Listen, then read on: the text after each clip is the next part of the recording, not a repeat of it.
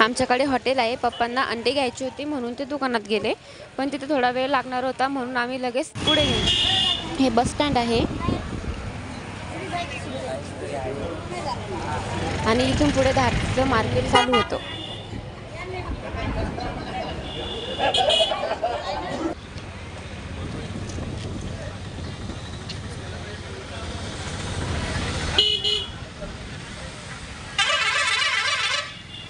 पप्पा म्हणले की आधी पेट्रोल टाकू म्हणून आम्ही लगेच पेट्रोल पंपच्या साईडने निघालो.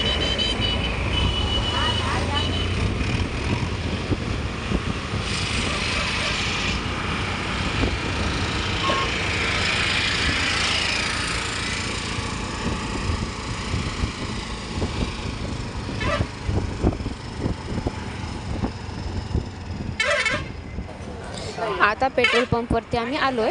मागून एक मोठा ट्रक आला म्हणून इथे एक छोटंसं ट्रॅफिक झालं, पण ते लगेच क्लिअर झालं. आम्ही लगेच पेट्रोल टाकायला पुढे गेलो.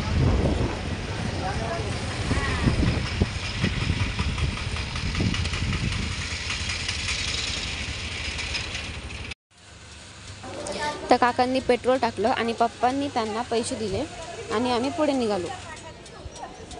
आमच्यानंतर त्यांनी अजून एका काकाच्या गाडीमध्ये पेट्रोल टाकलं. मला त्यांना घ्यावंसं वाटलं म्हणून मी ते पण घेतलं. आम्ही तिथून परत निघालो. पप्पाला अचानक काहीतरी घ्यायचं ध्यान आलं. आम्ही पुढे जाता जाता ते अचानक थांबले आणि त्यांनी ह्या दुकानामध्ये टर्न घेतला. त्यांना काहीतरी घ्यायचं होतं, मग ते आत गेले. मी बाहेरच थांबले. मला अचानक त्यासमोर एक पोलीस स्टेशन दिसले. मग मी ते पण घेतलं. आत जायचं. बाजूलाच एक फ्रूटचं दुकान होतं. तिथे खूप सारे फ्रूट्स होते. मला तर सगळेच आवडतात, पण तुम्हाला त्यातलं कोणतं फ्रूट आवडतं हे तुम्ही मला कमेंटमध्ये नक्की सांगा.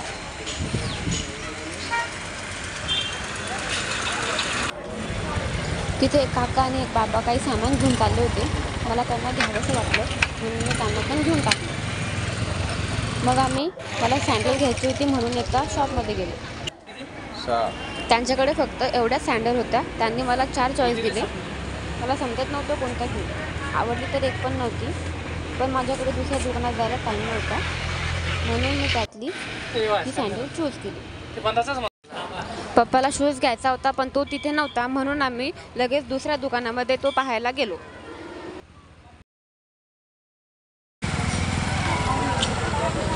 मग आम्ही या दुकानात गेलो, पण तिथे पण पप्पाचा शूज नव्हता.